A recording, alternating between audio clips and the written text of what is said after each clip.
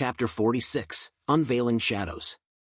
The Celestial Odyssey sailed deeper into the uncharted expanse, its trajectory guided by the lingering echoes of recent events.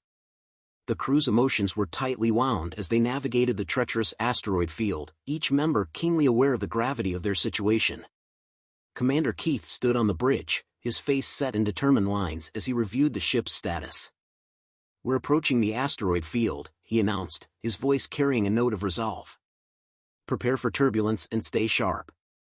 Eric, ever vigilant, adjusted his controls. "The distress signal is coming from the edge of the field. I'm picking up strange energy patterns. It looks like we're not alone out here." Lara, watching the sensors closely, nodded. "The energy readings are definitely off. We might be walking into a trap." Just then, the ship shuddered as the fighters deployed into the asteroid field, their small size rendering them vulnerable to the hazards around them. "We're encountering resistance," Eric reported, eyes narrowing at his console. "Energy blasts are coming from hidden positions among the asteroids." Keith clenched his jaw. "We need to find the source of those blasts. If we can identify their origin, we might be able to neutralize the threat." Amidst the chaos, the ship's communication system crackled to life. A voice came through, garbled but urgent. "This is Commander Rhea from the alien base. We've been monitoring your approach. There's been a recent escalation in hostilities. You'll need to be cautious." Keith's brow furrowed as he addressed the crew. "We're landing at the alien base. It appears they've been under attack as well. Keep your guard up." As the Celestial Odyssey touched down on the alien base, a group of unfamiliar faces awaited them. They looked wary and guarded, their expressions betraying a mixture of hope and hostility. Keith stepped off the ship, flanked by his senior officers, and approached the leaders of the alien base. The alien commander, a tall figure with an imposing presence, greeted him with a curt nod. "I'm Commander Keith of the Celestial Odyssey," Keith introduced himself. "We received your distress signal. What can you tell us about the situation?" The alien commander, his voice echoing with a sense of urgency, replied, "We've been under attack from unknown forces. Our sensors have detected several anomalies in the asteroid field. We hoped your advanced technology might offer some insight." As the dialogue continued, the crew noted the arrival of new personnel aboard the alien base, including a new cook. She was a warm-hearted woman with a talent for preparing comforting meals, her presence offering a welcome respite from the tension. In the meantime, a new female crew member joined the Celestial Odyssey as well. Her immediate interest in Keith did not go unnoticed. She had an air of confidence that both intrigued and unsettled some of the existing crew members, including Lara, who had quietly observed the interaction from afar. The arrival of the new crew members and the unfolding situation at the alien base brought with them a fresh wave of challenges. As the Celestial Odyssey continued to deal with the immediate threats in the asteroid field, a sudden emergency alarm rang throughout the ship, signaling a critical malfunction in the power systems. Eric's voice cut through the chaos. "We've got a major systems failure. I need all hands on deck to stabilize the power." Keith, directing his focus back to the crew, issued orders with calm precision. "Everyone, we have a critical situation. Let's work together to address the power failure and secure the ship." As the crew scrambled to respond, the tension aboard the Celestial Odyssey reached new heights. The emergency brought into sharp relief the delicate balance of their journey, between external threats and internal dynamics, between hope and the constant challenge of survival in the cosmic unknown.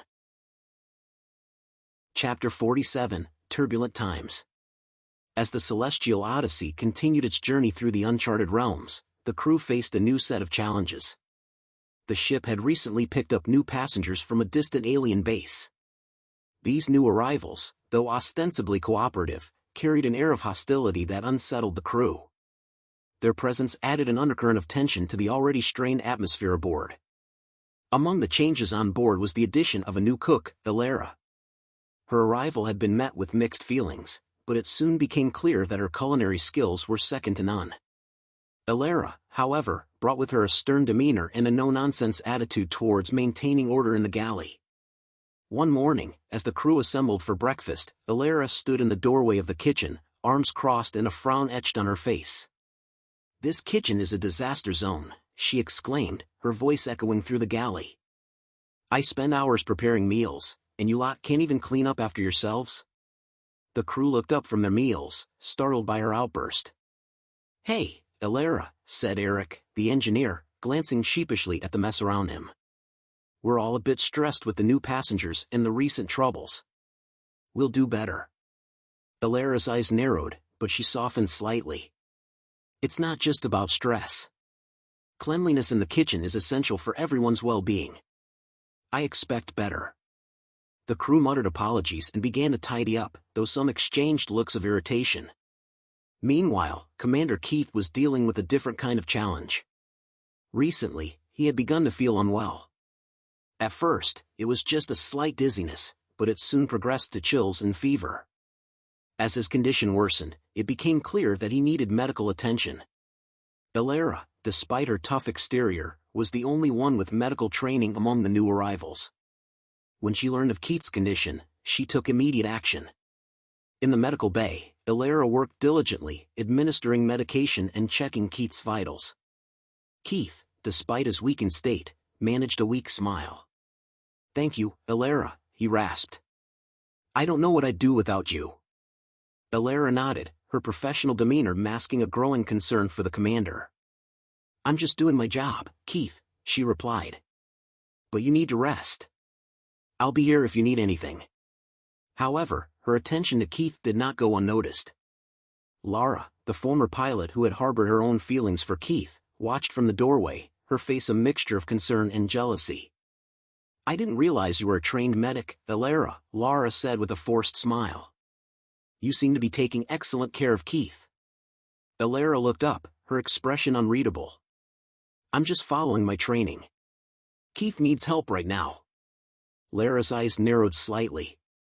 Of course. I just hope you don't get too attached.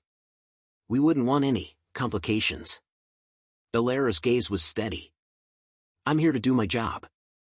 Nothing more. As Keith's condition slowly improved under Elara's care, the ship buzzed with rumors and tension. Lara's jealousy was palpable, and the crew's morale was affected by the growing discord among them. In the midst of this, an emergency alarm blared through the ship.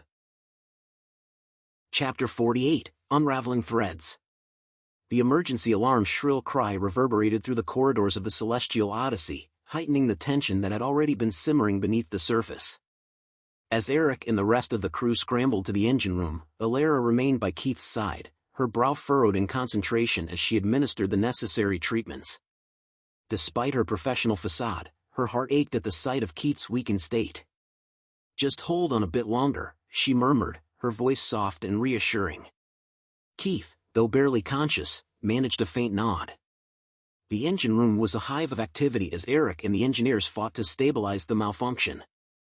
Sparks flew and alarms blared as they worked against the clock, trying to prevent a complete systems failure. Eric's face was set in grim determination, his hands flying over the controls and gauges. Everyone, focus. We need to reroute the power from the secondary reactors to stabilize the main engines. Eric shouted over the chaos. In the control room, the crew worked in unison to execute Eric's orders. The situation was critical, and every second counted. As they fought to contain the emergency, Lara watched from the doorway, her expression a mixture of concern and frustration. Her jealousy toward Elara had only intensified in the face of the crisis. Back in the medical bay, Elara continued to monitor Keith's condition. The fever had subsided slightly, but he was still far from well. She wiped his brow and adjusted the drip with steady hands, her focus unwavering despite the urgency outside. The ship's AI crackled to life with an update. Engine room stabilization at 60%. Estimated time to full repair, 15 minutes. Elara glanced at the monitor beside Keith's bed. Hang in there, Keith. They're working on it, she said softly. She tried to ignore the echo of Lara's earlier words, focusing instead on the commander's recovery. Outside the engine room, the crew's morale was tested. The sense of urgency was palpable, and each crew member felt the weight of the situation. Eric and his team worked tirelessly, their sweat and exhaustion evident in their every movement. The minutes dragged on as they worked to bring the engines back online. In the medical bay, Lara finally approached Elara, her face tight with suppressed emotion. "How's Keith?" she asked, her tone more neutral than before. Elara looked up, her expression guarded. "He's stable for now. But he needs rest. We've got a lot on our plates right now." Lara's eyes flickered with something Elara couldn't quite place, resentment, maybe, or unspoken frustration. "I see. I just hope you can handle everything. Keith's recovery is crucial, and we can't afford any more distractions." Before Elara could respond, the ship's AI announced a new development.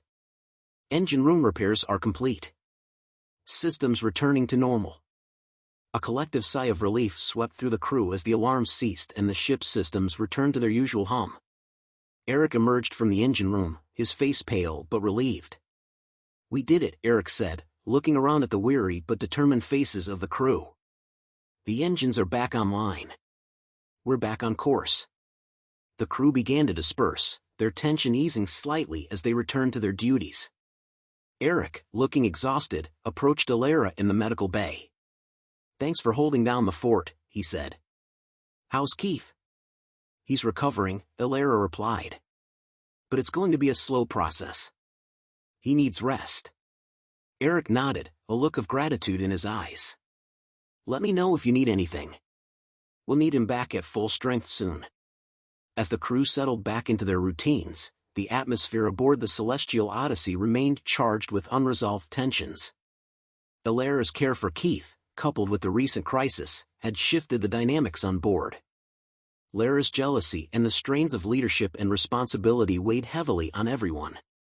With the immediate threat resolved, the crew faced the challenge of mending their fractured unity. The Celestial Odyssey sailed on through the void of space, its crew navigating not just the uncharted territories but the complexities of their own relationships and emotions. The journey continued, each day presenting new trials and opportunities for growth. In the quiet moments between the chaos, the crew found themselves reflecting on their experiences, their bonds tested and strengthened by the trials they faced together. As the ship ventured deeper into the unknown, it was clear that the Celestial Odyssey was not just a voyage through space, but a journey of self-discovery and resilience for everyone on board. Chapter 49, The Captain's Challenge. Days had passed since Commander Keith's health had started to improve. Though the fever had receded and his strength was returning, he was still not fully back to his old self. He knew that the Celestial Odyssey required strong leadership, even in his absence, and he resolved to ensure that the crew was well prepared for any future contingencies. Once he was sufficiently recovered, Keith called a meeting in the command center. The crew gathered, their faces reflecting a mix of curiosity and apprehension. Keith stood before them, his demeanor composed yet serious. "I'm glad to say I'm feeling better," Keith began, his voice steady. "But the recent events have made it clear that we need to be prepared for all scenarios. Therefore, I'm instituting a new training program to identify and train an alternate captain." A murmur of surprise and interest spread through the crew. Keith continued, "This will involve a series of physical fitness tests, theoretical exams, and emergency simulations. I want to see who among you is capable of stepping into the role if needed." Eric, ever the competitor, exchanged determined glances with Lara and Elara. Lara, who had her own aspirations, felt a spark of competitive spirit ignite within her. Elara, though primarily focused on her medical duties, was intrigued by the challenge. The training program began with physical fitness tests. The crew found themselves navigating obstacle courses, engaging in simulated combat scenarios, and enduring strenuous exercises. Eric excelled in the technical and tactical aspects, demonstrating a natural aptitude for problem-solving under pressure. Lara, with her background as a pilot, showed strength in maneuvering and quick thinking. Elara, despite her initial reservations, threw herself into the physical challenges with a level of determination that surprised many. Her fitness was exceptional, and she tackled each task with grit and perseverance. The camaraderie and rivalry among the candidates added an electric energy to the training. Next came the theoretical exams, which tested their knowledge of space travel, ship operations, and emergency procedures. The exams were rigorous, demanding sharp minds and quick decision-making skills. Keith observed from a distance, taking note of each participant's performance and dedication. In the final phase of the training, the crew faced simulations designed to mimic real-life crises. These scenarios involved navigating space anomalies, managing onboard emergencies, and making crucial tactical decisions. The simulations were intense, pushing each participant to their limits and exposing their strengths and weaknesses. As the days wore on, the physical and mental toll on the participants became evident. The competition was fierce, and the pressure was high. Conflicts and disagreements arose, adding to the strain. Keith watched with a mixture of concern and pride, understanding that true leadership was about more than skills, it was about the ability to inspire and unite others under duress. One evening, as the training neared its conclusion, Keith gathered the crew in the command center. The atmosphere was charged with anticipation and fatigue. The participants, exhausted but resolute, awaited the final assessment. Keith took a deep breath, his gaze sweeping over the room. "You have all shown remarkable dedication and capability throughout this program," he began. "This decision was incredibly difficult, as each of you has demonstrated exceptional qualities." He continued, his voice steady. "However, we need to choose one person to take on the role of alternate captain. This individual has not only excelled in the physical and theoretical aspects of the training but has also shown the ability to lead and inspire under pressure." Keith paused, allowing the weight of his words to settle. He turned to Elara, who stood among the group, her expression a mix of nervousness and hope. "Elara, your performance has been outstanding. Your commitment, skill, and leadership qualities have made you the clear choice for the role of alternate captain." A ripple of surprise and murmurs spread through the room. Elara's eyes widened in astonishment and pride. Lara, who had been a fierce competitor, forced a smile, though her eyes betrayed a hint of envy. Eric clapped his hands in support, though he too was visibly disappointed. Keith approached Elara, offering a reassuring smile. "Congratulations, Elara. I believe you will excel in this role and provide invaluable support to the crew." Elara nodded, her voice steady. "Thank you, Commander. I will do my utmost to live up to the role." As the crew began to disperse, the sense of achievement and tension lingered in the air. The training had not only prepared a capable leader but had also brought the crew closer together, despite the rivalries and challenges. With the selection of Elara as the alternate captain, the Celestial Odyssey moved forward with renewed focus and unity. The crew continued their journey through the vast reaches of space, their spirits lifted by the sense of accomplishment and the knowledge that they were well prepared for whatever lay ahead. The trials and tribulations of the training had forged a stronger, more resilient team, ready to face the mysteries and adventures of the cosmos.